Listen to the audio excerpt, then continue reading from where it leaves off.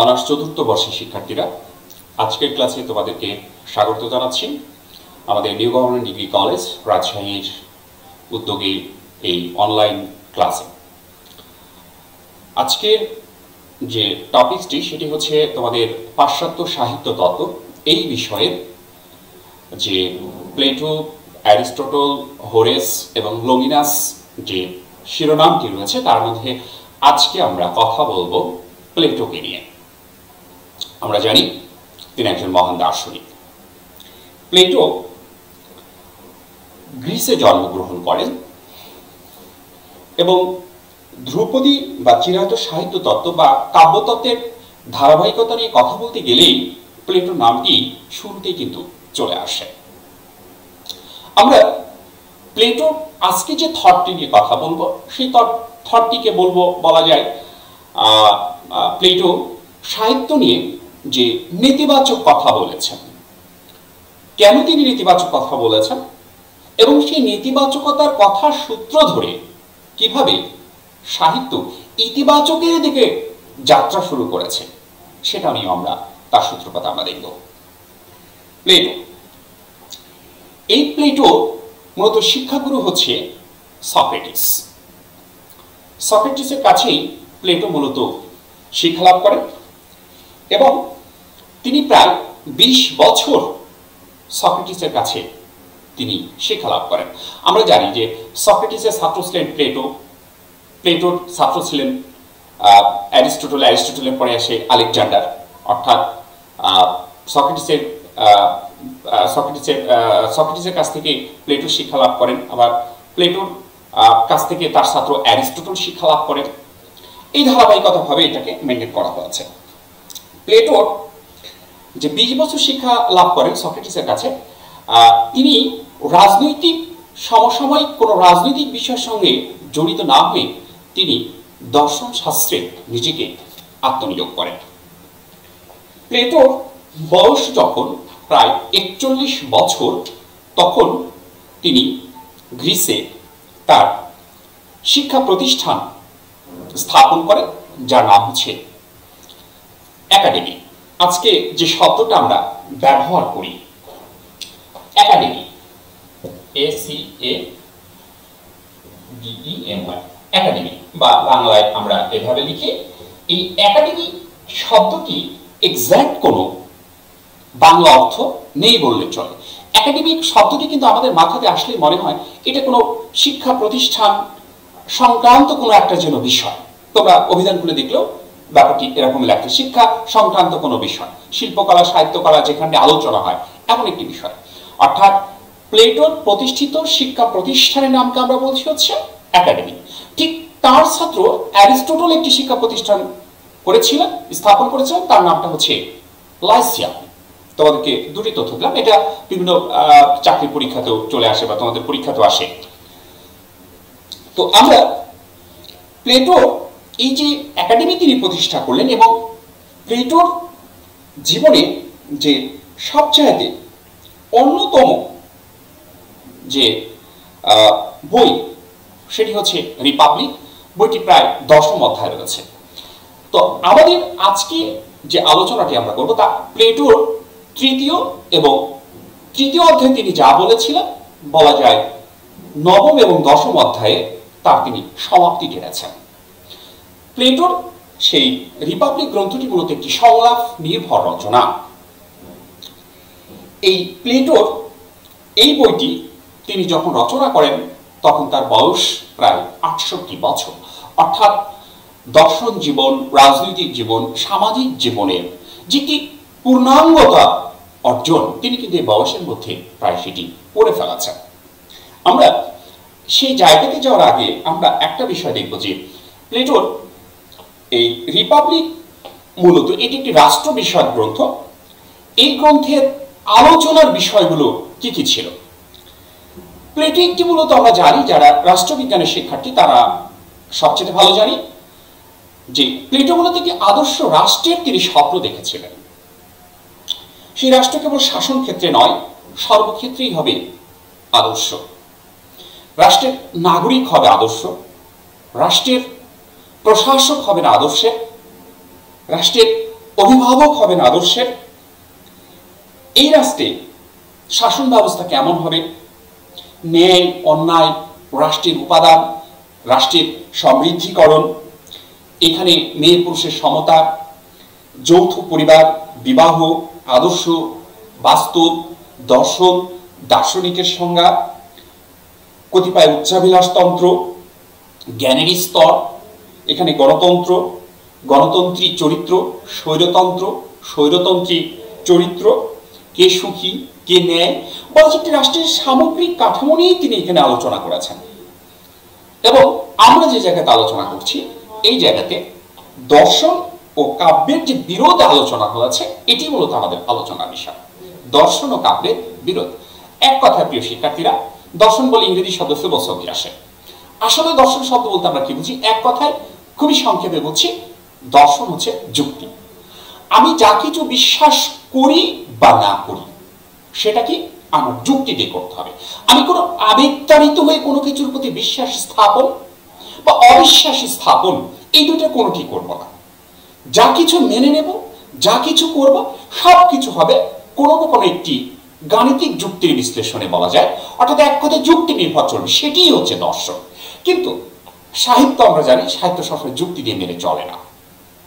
সাহিত্য মানে যে একটি আবেগের আশ্রয়খানা, একটি আবেগ রয়েছে, আবেগ ছাড়া মানুষ কিন্তু অচল। তাই বলছি এখানে এই দর্শন এবং কাব্যের যে বিরোধ সেই জায়গাটিও মূলত এই রিপাবলিক গ্রন্থে আলোচনা হয়েছে এবং সেই জায়গাটি নিয়ে প্লেটো কথা বলেছেন। প্রাচীন গ্রিসে সেই সময়টাতে কবিদের তার রচনা কাব্যের, কবি এবং কাব্য দুইটার চরমভাবে প্রভাব বিস্তার করেছিল সেই সমাজ ব্যবস্থায়। কোন ধর্মগ্রন্থের পরিবর্তে নীতিমালার উৎস হিসাবে কবিদের বাণী, কাব্য এগুলোই মূলত গুরুত্বপূর্ণ ভূমিকা পালন করত, ধর্মগ্রন্থ না। ধর্মগ্রন্থের কোন একটি বিষয় যেমন আমরা মেনে চলি, তখন ছিল মূলত কবি এবং কাব্যে, কবি কি বলেছেন, তার কাব্যে কি বলেছেন, কাব্যের বিষয় কি, ওইটা মানুষের নৈতিকতার উৎস হিসাবে কাজ করত। ন্যায় অন্যায়ের ব্যাপারেও কবিদের বাণীকে মেনে নেওয়া হতো সেই সমাজে। ফলে সমাজ গঠনে, সমাজের ভালো মন্দ নির্ণয় কবিদের প্রভাব অনস্বীকার্য হয়ে ওঠে। সে কারণেই প্লেটো কবি ও কাব্যের শোধন নিয়ন্ত্রণের ব্যাপারে বিশেষ উদ্বিগ্ন ছিলেন। কবি এবং কাব্যের প্রতি প্লেটোর গভীর মনোযোগ বিস্ময়কর মনে হতে পারে তোমার কাছে, কিন্তু আসলে তার কাছে সেই সময়ের প্রেক্ষাপটে কিন্তু যৌক্তিক। প্লেটো মূলত তার পরিকল্পিত রাষ্ট্রের নীতি নির্ধারণের প্রয়োজনে কবির এই যে প্রভাব রয়েছে এই প্রভাবকে তিনি নিয়ন্ত্রণ মুক্ত করতে চেয়েছেন। অর্থাৎ প্লেটো যে আদর্শ রাষ্ট্রের স্বপ্ন দেখেছিলেন, সেই রাষ্ট্রে কবিরা যদি অবস্থান করে তাহলে তার আদর্শ রাষ্ট্রের স্বপ্নের সাথে কবিদের যে নীতি, কবির যে কাব্যের যে প্রভাব, সেই একটি সাংঘর্ষিক অবস্থা বিরাজমান হয়। তাই তিনি এক কথায় তিনি তার আদর্শ রাষ্ট্র থেকে কবি এবং কবির কবিতাকে, কাব্যকে তিনি ঝেঁটিয়ে বিদায় করে দিতে চেয়েছেন। এই যে ঝেঁটিয়ে বিদায় করে তিনি দিতে চেয়েছেন,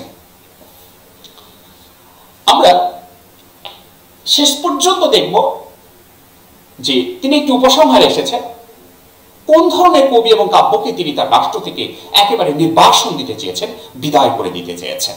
শেষ পর্যন্ত উপসংহারে এসে আমরা একটু দেখব। আমরা আগে বলেছিলাম যে রিপাবলিকের 10টি অধ্যায়ের মধ্যে তৃতীয় এবং দশম অধ্যায় মূলত প্লেটো এগুলো নিয়ে কথা বলেছেন। প্লেটো কাব্যের বিরুদ্ধে, কাব্যের প্রভাবের বিরুদ্ধে নানা যুক্তি দিয়ে কাব্যের অসারতাকে, যাকে বলছি প্যারালাইজড সিগন্যালকে, তিনি প্রমাণ করার চেষ্টা করেছেন। এবং প্লেটো যে বক্তব্য দিয়েছেন সেই বক্তব্যের দশম পুস্তকে, মানে দশম অধ্যায়ে কাব্যের ক্ষতিকর দিক তিনি উদ্ঘাটন করেছেন, যে কাব্য থাকলে আমার কি কি সমস্যা হবে। সে উদ্ঘাটন করতে গিয়ে কাব্যের বিষয়, কাব্যের ধরন, কাব্যের ছন্দ, কাব্যের রূপ, রীতি, সঙ্গীত ইত্যাদি নানা বিষয় নিয়ে তিনি আলোচনা করেছেন। এর মূল কারণ তিনি কাব্যকে দেখেছেন দর্শনের প্রতিশক্তি হিসাবে, মানে যুক্তির সঙ্গে সবসময় কাব্যের একটি বিরোধ চলছে। কারণ দর্শন যেখানে যুক্তি নির্ভর, কাব্য সেখানে কল্পনা এবং আবেগ নির্ভর। এই তাত্ত্বিক নির্ভেজাল যুক্তির ভিত্তিতেই আদর্শ রাষ্ট্র বিনির্মাণে তিনি সংকল্পবদ্ধ ছিলেন। এই প্লেটো কাব্যকলার প্রতি এতই খড়গহস্ত ছিলেন যে কাব্যের আবেগকে পরিত্যাগ করতে গিয়ে তিনি নিজেই অনেকটা আবেগপ্রবণ হয়েছেন। আসলে তার মধ্যে আমি যখন একটি কাজ করছি, প্রত্যেকটি কাজই কিন্তু কোনো না কোনো একটা আবেগ নির্ভর। যেমন আমি একটি ক্লাসটি করছি, এখন এই ক্লাসটি কিন্তু আবেগ নির্ভর। আমার এই ক্লাস নেওয়ার, আমরা যে বলি ক্লাস নেওয়ার মুড এসেছে, বা এখন কথা বলার মুড নেই, বা ক্লাস নেওয়ার মুড নেই, এটাও কিন্তু আমার একটি আবেগ। তাই তিনি এই আবেগকে বিদায় করতে গিয়ে, সাহিত্যকে বিদায় করতে গিয়েও কিন্তু আবেগ নির্ভর হয়েছেন। কি ফার্স, কি প্রহসন বলা যায় এখানে।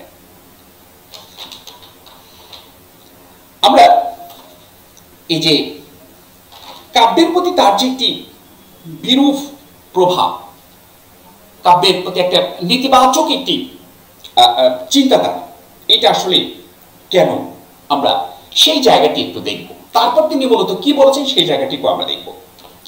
আসলে আমরা একটা সময় জানি, যারা সাহিত্যের শিক্ষার্থী, যে যেমন সিম্পলি যদি বলি, আমরা মধ্যযুগ পর্যন্ত, প্রাচীন বা মধ্যযুগ পর্যন্ত আমাদের যে সাহিত্যগুলো আমরা খুঁজে পাই, সেখানকার মধ্যে রয়েছে তোমার মনে করো শ্রীকৃষ্ণ কীর্তন, লাইলি মজনু, পদ্মাবতী, অন্নদামঙ্গল, বৈষ্ণব পদাবলী, প্রত্যেকটার মধ্যেই কিন্তু বলা যায় ধর্মাশ্রিত সাহিত্য এবং কাহিনী নির্ভর সাহিত্য। তো এবং এইটা থেকে আমরা বেরিয়ে আসলাম কিন্তু আধুনিক যুগ, মানে 19বিংশ শতাব্দীতে কিন্তু এটা থেকে আমরা বেরিয়ে এসেছি 1801 পর থেকে বলা যায়। তো তিনি মূলত আসলে কেন এই বিষয়গুলোর প্রতি, তিনি কাব্যের প্রতি তিনি এখানে কেন বিরূপ, তার যে মূল ব্যাপারগুলো সেগুলো আমরা একটু এখানে দেখব। প্লেটোর যে আদর্শ রাষ্ট্র, সেই আদর্শ রাষ্ট্রের নাগরিকরা ভবিষ্যতে যাতে কোন কাব্য বা কবির বর্ণনার প্রভাবে ভীত বিহ্বল, হতবিহ্বল না হয়ে পড়ে, সেজন্য তিনি নানা যুক্তি উদাহরণ উপস্থাপন করেছেন। তাহলে কাব্যের বর্ণনায় তার আদর্শের নাগরিকরা কেন ভীত বিহ্বল হবে, সেটা কিন্তু একটি প্রশ্ন দাবি রাখে। সে কথাটি বলতে, তাহলে কাব্যের বর্ণনাগুলো কেমন ছিল, সেটা কিন্তু একটি প্রশ্ন। পাঠক তথা নাগরিকদের উপর কাব্যের প্রভাবের কথা তিনি বিবেচনা করেই কাব্য সম্বন্ধে তিনি এমন সব মন্তব্য করেছেন এবং যুক্তি দেখিয়েছেন। কেবল মন্তব্য বা যুক্তি দেখিয়ে প্লেটো ক্ষান্ত হননি, তিনি কাব্যের নানা নেতিবাচক দিকও তিনি তুলে ধরেছেন।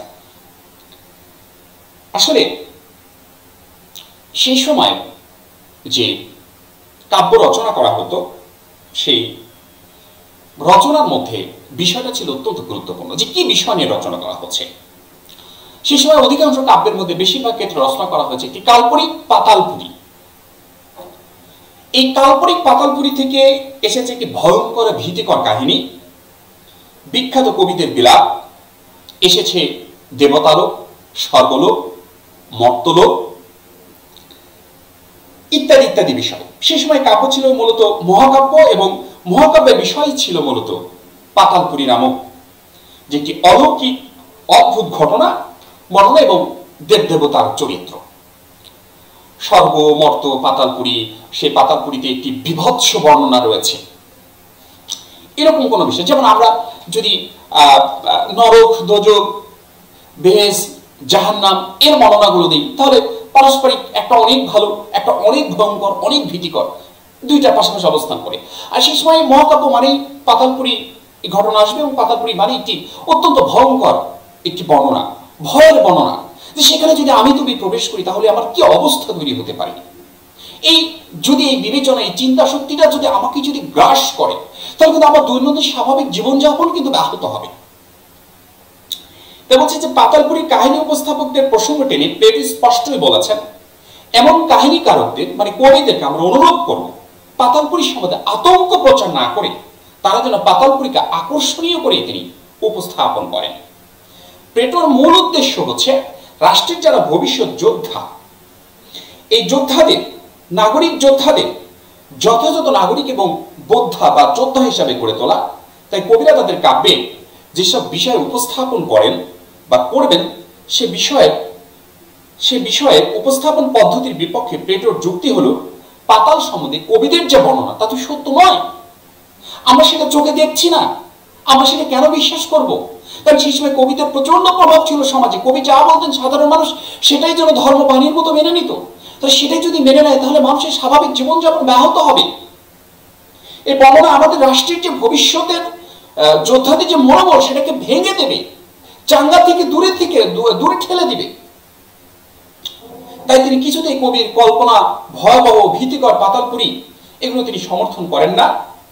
তার কথায় প্রেতপুরী, ছায়াবাস, কবন্ধ ইত্যাদি যেসব বিষয় লোমহর্ষক বর্ণনা রয়েছে, এর নাম যে পাতালপুরী তারা দিয়েছেন এবং এর প্রয়োগ যে বাস্তবে সাহিত্যের মধ্যে করা হয় সেগুলোকে আমাদেরকে নিষিদ্ধ করতে হবে। কারণ এই কাহিনীগুলো এতটা ভয়ঙ্কর যে এগুলো শোনাবা মাত্র মানুষের মনে একটি ভীতি সঞ্চার হয়। তাহলে এই ভয়ঙ্কর কাহিনীর প্রভাবে আমাদের রাষ্ট্রের নাগরিকদের স্নায়ুবলটা, অর্থাৎ মানসিক শক্তিটা দুর্বল হয়ে পড়বে, ভেঙে পড়বে। তাই এইসব প্রসঙ্গে প্লেটো সাফ কথা বলে দিয়েছেন, এমন ভীতিকর কাহিনীর আশ্রয় আর প্রশ্রয় কখনো দেওয়া যাবে না। তাহলে আমরা যেটা বলছি যে প্লেটো মূলত কবি এবং তার রচিত কাব্যের কেন বিরোধিতা করেছেন, তিনি বাস্তব কিনে কথা বলেছেন। কারণ আমি আরো সারসংক্ষেপ করে দিচ্ছি তাহলে বুঝতে সুবিধা হবে। সেই সময়ে কাব্য মানেই যেন সেই পাতালপুরী মহাকাব্যের বর্ণনা, মহাকাব্য মানেই রয়েছে সেখানে স্বর্গ, দেবতা, নরক, এবং কবিরা সেই পাতালপুরীর বর্ণনা এত ভয়ঙ্কর ভাবে করেছেন যেন সাধারণ মানুষ শুনলেই যেন এটা অনেকটা ভীত সন্ত্রস্ত হয়ে পড়ে। তাহলে আমার দৈনন্দিন স্বাভাবিক জীবন আবার ব্যাহত হবে। অর্থাৎ প্লেটো যে আদর্শ রাষ্ট্রে তিনি স্বপ্ন দেখেছিলেন, সেই স্বপ্নের নাগরিকদের আদর্শ কেমন হবে, রাষ্ট্রের যে নাগরিক যোদ্ধা রয়েছে তারা কেমন হবেন, অভিভাবক কেমন হবেন, শিল্প সাহিত্য কেমন হবে, তাহলে এগুলো নিয়ে চিন্তা করা থেকে মানুষ যখন ওগুলো নিয়ে চিন্তা করবে তাহলে একটা স্বাভাবিক জীবনযাত্রা চরমভাবে এবং দারুণভাবে ব্যাহত হবে। তাই তিনি কবিকে সাধারণত তার এই আদর্শ রাষ্ট্র থেকে তিনি বিতাড়িত করতে তিনি চেয়েছেন। এই জায়গাটাই হচ্ছে প্লেটোর মূল যুক্তি। আসলে তাহলে আমরা যে জায়গাটি দেখতে পেলাম যে প্লেটো তার আদর্শ রাষ্ট্র থেকে কবি এবং তার কাব্যকে কেন বিতাড়িত করতে চেয়েছে। এই যে প্লেটো তার একটি নেতিবাচক তিনি কথা বলেছেন, এই কথার পক্ষে অন্তত প্লেটো 4 ধরনের যুক্তি দিয়েছেন।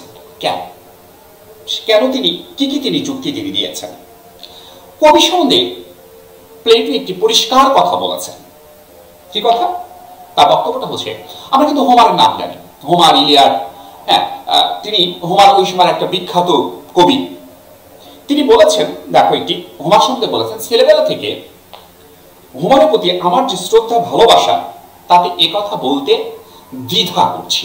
আমি একটা মানুষকে সম্মান করি, অনেক শ্রদ্ধা করি, কিন্তু তার সম্বন্ধে কোনো যদি নেতিবাচক কথা আমাকে বলতে বাধ্য করে তাহলে আমার ভেতরটা কিন্তু একটা বাধা দেয়, কিন্তু তারপর ক্ষেত্রে বলতে হয়। তাই বলছে ছেলেবেলা থেকে হোমারের প্রতি আমার যে শ্রদ্ধা ভালোবাসা তাতে একথা বলতে দ্বিধা করছি, কারণ আমার বিশ্বাস তিনি সকল বিশদাত্মক কাব্যের আদি গুরু।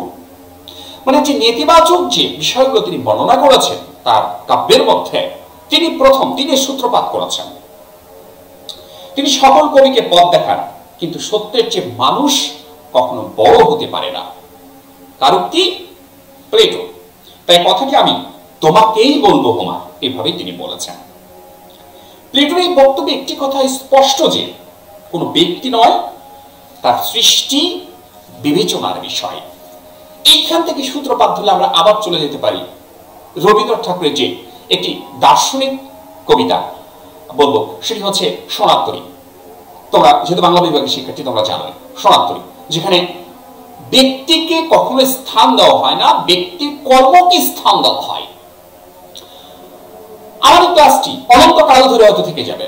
আমি মেহেদী পৃথিবী থেকে সময়ের ব্যবধানে প্রকৃতির নিয়মে একদিন ঠিকই চলে যেতে হবে, কিন্তু এই ক্লাসটি ইউটিউবে থেকে যাবে দীর্ঘকাল, অনন্তকাল। অর্থাৎ এটি আমার একটি এক ধরনের কর্ম। তা বলছে ব্যক্তি গুরুত্বপূর্ণ নয়, তার মধ্যেও তার সৃষ্টি হচ্ছে বিবেচনার বিষয়। তিনি কি সৃষ্টি করলেন লক্ষ্য করে রাখো। তাহলে আমরা বললাম যে প্লেটো তার বক্তব্যের পক্ষে, তিনি অর্থাৎ কাব্য এবং সাহিত্য সম্পর্কে নেতিবাচক কথা বলেছেন, সেই নেতিবাচকের পক্ষে তিনি চারটি অন্তত যুক্তি দিয়েছেন। সেই চারটি যুক্তি কিন্তু আমরা একটু বিশ্লেষণ করে একটু দেখবার আমরা চেষ্টা করব। তার মধ্যে কাব্য সত্য নয়, সত্য থেকে 3 ধাপ দূরে কাব্য মিথ্যার সূতিকাগার, মিথ্যার সৃষ্টি কাব্য। কাব্যতে প্লেটোর মধ্যে কি বুঝতে পেরেছ? দেখো, তার মধ্যে কাব্য মানে নাম্বার 1 যেটা বলছি আমরা, কাব্য কতগুলো ভাব এবং আইডিয়া। আমরা বলি না আমার ভেতর কি ভাব এসেছে, একটি আইডিয়া এসেছে। বস্তু জগৎ তার প্রতিফলন বা অনুসরণ বা অনুকরণ মাত্র।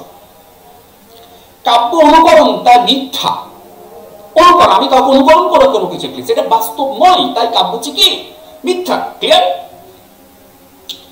তিনি কোন বস্তুর উদাহরণ টেনে বলেছেন, সেই বস্তুটির মূল সত্তা সৃষ্টি করেছেন ঈশ্বর। ঈশ্বরের সেই সৃষ্টি অনুকরণ করে ওই বস্তুর নির্মাতা কেবল তার প্রতিরূপ একটি বিশেষ বস্তু নির্মাণ করেন। মনে করো সৃষ্টিকর্তা ঈশ্বর আমাকে সৃষ্টি করেছেন। আমি যদি তোমাকে বলি যে তুমি একটি আমার ছবি আঁকো, তাহলে তুমি কি করছো? তুমি আমাকে দেখে দেখে অনুকরণ করে করে তুমি আমার একটি ছবি আঁকছো, আমাকে তুমি প্রকাশ করছো। তাহলে তুমি কিন্তু একটি শিল্পী। তাহলে কি তুমি আমাকে অনুকরণ করে একটি প্রকাশ করলে, তুমি আমাকে একটি ছবিতে রূপদান করলে, কিন্তু সেই ছবির মধ্যে তো তুমি আত্মা দিতে পারো না। তাহলে আমি সত্য, তোমার ছবি কিন্তু প্রকৃতপক্ষে মিথ্যা। আমাকে সৃষ্টি করেছেন আমার ঈশ্বর, আর আমার এই সৃষ্টির অনুকরণে তুমি আরেকটি সত্তা সৃষ্টি করেছো যা মিথ্যা, যা অসার, যা অচল, যা স্থির। কিন্তু তুমি তোমার শিল্প সত্তা দিয়ে কিন্তু সেটাকে তৈরি করেছো। তাই অ্যারিস্টটল বলছেন, আর শিল্পী মাত্র প্রকাশ করে সেই বস্তুর প্রতিরূপ বা ব্যক্তি, বস্তু বা ব্যক্তি যেটাই বল। প্লেটোর মতে মূল সত্তার প্রতিরূপ সৃষ্টি করে কারিগর, আর কারিগরের তৈরি বস্তুর প্রতিরূপ প্রকাশ করেন হচ্ছে শিল্পী। কারিগর আর কিন্তু শিল্পী। তাহলে কারিগরটাকে আমরা যদি বলি সৃষ্টিকর্তাকে বোঝানো হচ্ছে, ঈশ্বরকে বোঝানো হচ্ছে। আর আমাকে যিনি প্রকাশ করছেন তিনি হচ্ছেন একজন শিল্পী। সৃষ্টি আর প্রকাশে যে তফাৎ, কারিগর শিল্পীর মধ্যেও ঠিক একই তফাৎ। তাহলে আমরা একটু তোমাকে আরেকটু উদাহরণ দিই এখানে। মনে করো যে হিন্দু ধর্মের এই পুজো চলে গেল। পুজোতে দেবী দুর্গা বিভিন্ন মণ্ডপে দেবী দুর্গাকে নির্মাণ করা হয়েছে। কে? আমরা বলছি এই যে প্রতিমা, এই প্রতিমা তৈরি করা হয়েছে, এই প্রতিমা হচ্ছে একজন কারিগর বা শিল্পী তৈরি করেছেন। আসলে হিন্দু ধর্মের বিশ্বাস অনুযায়ী যে দুর্গাকে তৈরি করছে তার ওই ব্যক্তির মধ্যে কি ভাব, ব্যক্তি আইডিয়া আছে দুর্গা সম্পর্কে, যে তার দেবী দুর্গাটা এইরকম। কিন্তু তার দেবী দুর্গা যে সত্য দেবী দুর্গা, তার হিন্দু বিশ্বাস মতে বলছি, হিন্দু বিশ্বাস মতে তার যে সত্য দেবী দুর্গা, সেই সত্য দেবী দুর্গাকে কিন্তু কেউ একজন তৈরি করেছেন। অর্থাৎ তার ভগবান তার দুর্গাকে তৈরি করেছেন। আর দুর্গার যে একটি প্রতিরূপ বা একটি আইডিয়া সেই ব্যক্তির মধ্যে যিনি ধারণ করেন, সে তার নিজস্ব ভেতরে কাল্পনিক অনুভূতি দিয়ে তা বাস্তবে প্রয়োগ করেন। তিনি প্রয়োগ করে কি প্রতিমূর্তি তৈরি করেন। বাস্তবের যে প্রতিমূর্তি বা যে দেবী দুর্গা, সে কিন্তু নড়তেও পারে না, চড়তেও পারে না। কিন্তু তার ভেতরের বিশ্বাসের যে দুর্গাটি, সে কিন্তু অনেক ক্ষমতাবান, সে কিন্তু অনেক কিছু করতে পারে। তাহলে দেবী দুর্গার যে একটি প্রতিরূপ তিনি প্রকাশ করলেন, তিনি হচ্ছেন শিল্পী। আর দেবী দুর্গাকে তৈরি করেছেন যিনি ভগবান বা তার বিশ্বাসের সৃষ্টিকর্তা। আর সেই বিশ্বাসের সৃষ্টিকর্তার তৈরি দুর্গার একটি জাস্ট প্রতিরূপ শিল্পী প্রকাশ করেছেন। তাই অ্যারিস্টটল বলছে, সরি প্লেটো বলছে যে এই শিল্পী এবং স্রষ্টার মধ্যে পার্থক্য রয়েছে। যিনি কবি তিনি শুধু কোনো কিছু সৃষ্টিকর্তার সৃষ্টির থেকে শুধু অনুকরণ করে তার কি প্রতিরূপ দেন মাত্র। তাই কাব্য হচ্ছে কতগুলো ভাব বা আইডিয়া, এর বাইরে কোনো কিছু নয়। নাম্বার ওয়ান যুক্তি। আমরা বলছি প্লেটোর পক্ষের কিন্তু নাম্বার ওয়ান যুক্তি। নাম্বার টু চলে আসে প্লেটোর দ্বিতীয় বক্তব্য কাব্যের আবেদন প্রসঙ্গে। কি বললাম আমরা? কাব্যের আবেদন প্রসঙ্গে। তার মধ্যে কাব্যের আবেদন মানুষের মনের দুর্বলতার কাছে, মনের সচেতন শ্রেষ্ঠত্বের কাছে নয়। মানুষের বিহ্বল এবং বিকল চিন্তার কাছে এই কাব্যের আবেদন কার্যকর। তাই মানুষ যখন আবেগানুভূতিতে বিহ্বল হয়ে পড়ে তখন কাব্য সেই বিহ্বলতার সুযোগ নিয়ে তাকে আরো আবেগময় করে তোলে। তার যুক্তিটা হচ্ছে, দেখো প্রকৃতির অনুসঙ্গে আমাদের আচরণ কিন্তু প্রতি মুহূর্তে পরিবর্তনশীল। কোন একটা বিষয়ে আমি যদি গভীর চিন্তাগ্রস্ত হই, সেই সময় আমি যদি কোনো সাহিত্য পাঠ করি, সাহিত্যের কিছু যৌক্তিক পাঠ করি, অর্থাৎ কোন একটি উপন্যাস পড়লাম, কোন একটি নাটক পড়লাম, কোন একটি কবিতা পড়লাম, সেই কবিতার যে ভাবটি সেটা যদি আমার আত্মাকে প্রভাবিত করে, আমার ভেতরের সত্তাটিকে যদি প্রভাবিত করে,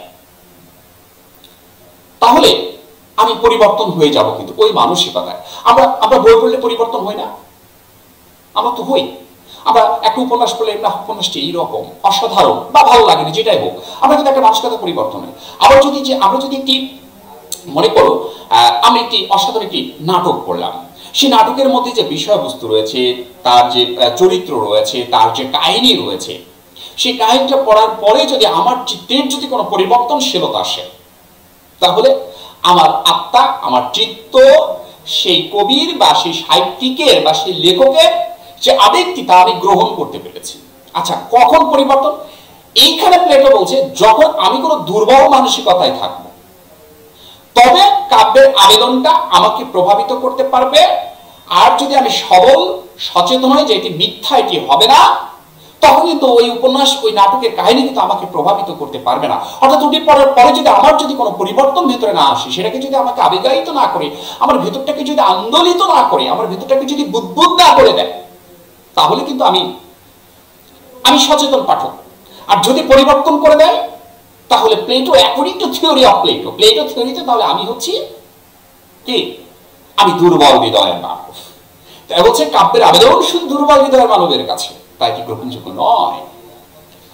নাম্বার 3, মানে তার 3 নম্বর মতবাদ, তিনি বলছেন প্লেটো কাব্যকে অভিহিত করেছেন সমাজ জীবনের আদর্শ বিরোধী হিসেবে। তার মতে কাব্যের আবেগের যে প্রশংসা, তার সঙ্গে বাস্তবের কোনো সম্পর্ক নেই, বরং এর অবস্থান বাস্তব থেকে অনেক দূরে। কাব্য আবেগধর্মী, কাব্য বাস্তবধর্মী নয়। অর্থাৎ কাব্যের মধ্যে যা কিছু রয়েছে তা বাস্তব থেকে অনেক দূরে, অনেক অনেক অনেক দূরে, যা সুষ্ঠু রাষ্ট্র পরিচালনার সহায়ক হতে পারে না। কারণ প্রশাসক হতে হলে বলা যায় যে তোমাকে ভালো মানুষ হওয়ার প্রয়োজন নেই, প্রয়োজন উপযুক্ত মানুষ হওয়ার। তাই বলছি যে আমি যদি উপযুক্ত মানুষ না হতে পারি, আমি যদি আবেগায়িত হই, তাহলে তো আমাদের রাষ্ট্র পরিচালনা করতে পারবো না।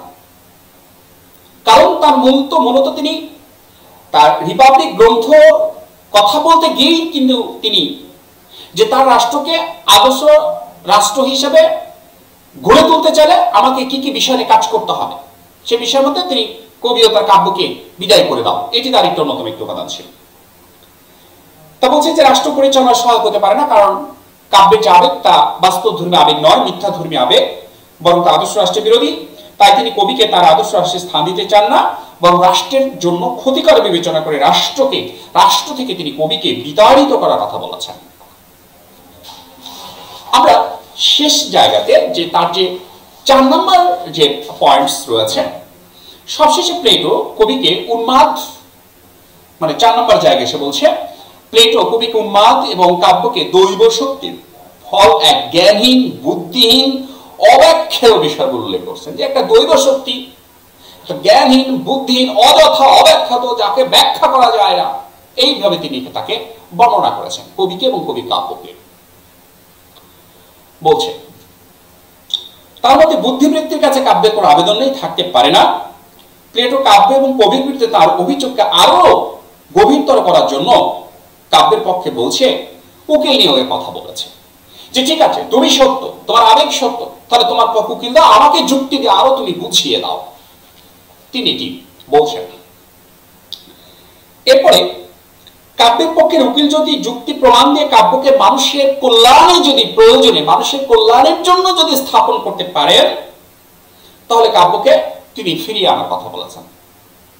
যে যুক্তি দিয়ে, কবিদের উকিল যদি যুক্তি দিয়ে কাব্যকে প্রমাণ করতে পারে এটি মানবের জন্য, মানব সমাজের জন্য, মানব রাষ্ট্রের জন্য কল্যাণকর, তবে তোমার কাব্য স্থান পাবে, নতুবা স্থান পাবে না। অর্থাৎ প্লেটো তিনি যে যুক্তি দিচ্ছেন তার যুক্তির বিপক্ষে যুক্তি দেওয়ার কথাও তিনি বলেছেন। কাকি?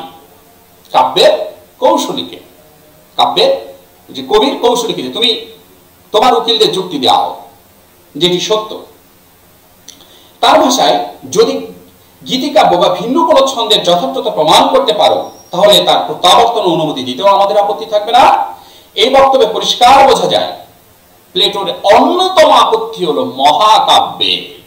এই যে শুরুর দিকে বলেছিলাম যে শেষ পর্যন্ত তিনি কিন্তু একটু উপসংহার টেনেছেন। প্লেটোর অন্যতম বক্তব্য, অন্যতম একটি আবেগ হলো যে মহাকাব্যে একটি ভয়ঙ্কর, একটি ভীতিকর একটি জায়গা তৈরি করা হয়েছে, সেটি করা যাবে না, যেখানে নানা বিষয় উপস্থাপনের সুযোগ থাকে।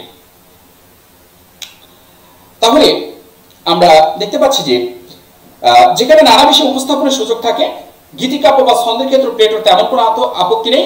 গীতিকাব্য মানে ব্যক্তির নিজস্ব আবেগ অনুভূতি, এবং তাকে স্বাগত জানাতেও তিনি রাজি। কাব্য এবং কবির বিরোধিতা করে প্লেটো প্রকারান্তর আদর্শ রাষ্ট্র স্থাপন, আদর্শ রাষ্ট্রের জন্য যেন কোনো ন্যূনতম উপাদানও যেন ক্ষতিকারক উপাদান বলে বিবেচিত না হতে পারে, তিনি সেই চেষ্টাটি তিনি করে গিয়েছেন। তিনি কবি এবং কাব্যের যে উকিলকে তিনি উদ্দেশ্য করে আরো বলেছেন, তাকে প্রমাণ করতে হবে যে কাব্যদেবী আমাদের মধ্যে কেবল উপভোগের সৃষ্টি করে না, সে মানুষের জীবন এবং রাষ্ট্রের জন্য স্থায়ী মঙ্গল বয়ে নিয়ে আসতে হবে। যেটা আগে বললাম আমি, এমন যুক্তিকে আমরা অবশ্যই স্বাগত জানাবো, কারণ কাব্য যদি আমাদের আনন্দ এবং উপকার এই উভয়ের উৎস হয়, তাহলে কাব্যের কাছে আমাদের লাভ ছাড়া তিনি লোকসান দেখেন না। তিনি বলছেন তাহলে আমরা ওই কাব্যকে আমন্ত্রণ জানাচ্ছি, প্লেটো ওই কাব্যকে আমন্ত্রণ জানাচ্ছি যে কাব্যে আনন্দ, পাঠ করলে আমি আনন্দ পাবো, পাঠ করলে আমাদের লাভ হবে, আমাদের উপকার হবে, আমার দেহ, মন, শরীর, মানসিকতা, আমার রাষ্ট্রের নাগরিক যোদ্ধাদের মনোবল অনেক উচ্চে থাকবে, আমি সেই কাব্যকে আমন্ত্রণ আছি। আর সেই কাব্যকে আমি রাষ্ট্র থেকে বিতাড়িত করবার কথা বলছি, যে কাব্য পাঠ করলে নিরানন্দের মধ্যে প্রবেশ করতে হয়, আবেগের নির্যাসটুকুও থাকে না, যে কাব্য পাঠ করলে আমার নাগরিক শক্তি, আমার নাগরিক যোদ্ধার মনোবল একেবারে চূর্ণ বিচূর্ণ হয়ে যায়, আমি সেই কাব্য এবং সেই কবিকে আমার রাষ্ট্র থেকে বিতাড়নের কথা বলছি। অর্থাৎ আসলে তৎকালীন যে সাহিত্য রচিত হতো, ওই যে বললাম একটা নির্দিষ্ট ট্র্যাকে হতো, যে কাব্য সাহিত্য মানে সেই পাতালপুরী, সেই বিভৎস, সেই ভয়ঙ্কর মননা, দেবীর কারো প্রতি দেবী রুষ্ট হয়েছেন, কারো প্রতি দেবী তুষ্ট হয়েছেন, যাকে দেবী পছন্দ করেছেন, ভালোবেসেছেন, তার অনেক কিছু হয়েছে, ইত্যাদি ইত্যাদি। তো এই বিষয়গুলো থেকে মূলত তিনি আসলে বেরিয়ে আসছেন। বাট প্লেটো তার অজান্তে বারো একটি কথা বলছে যে আবেগের স্থানে। আসলে প্লেটো যে কথাগুলো বলে সবগুলোতে একটা আবেগ নিয়ে কথা বলেছেন, তাই নয় কি? এই আবেগ যদি না আসতো প্লেটোকে কথা বলতে পারতো? প্লেটো কিন্তু এইটুকু আর তিনি পেছনে ফিরে তাকাতে পারেন না। এই যুক্তি তো আবেগ নির্ভর, একটা আবেগ তার মধ্যে এসেছিল বলেই তো তিনি এই যুক্তিটি দিতে পেরেছেন। তাই আবেগ আছে বলেই আমাদের ভেতরে জাগ্রত সত্তা, আমাদের বিবেক ঠিক আছে। আবেগ না থাকলে আমি যন্ত্র মানব, তুমি যন্ত্র মানব, প্রত্যেকটা ব্যক্তির মধ্যে আবেগ থাকতে হবে। আবেগ ছাড়া বিশ্ব অচল। আমি একটি গাড়ি চালাচ্ছি, তাহলে গাড়ি চালানো আমার একটি আবেগ দরকার, আবেগ ছাড়া আমি পারবো না।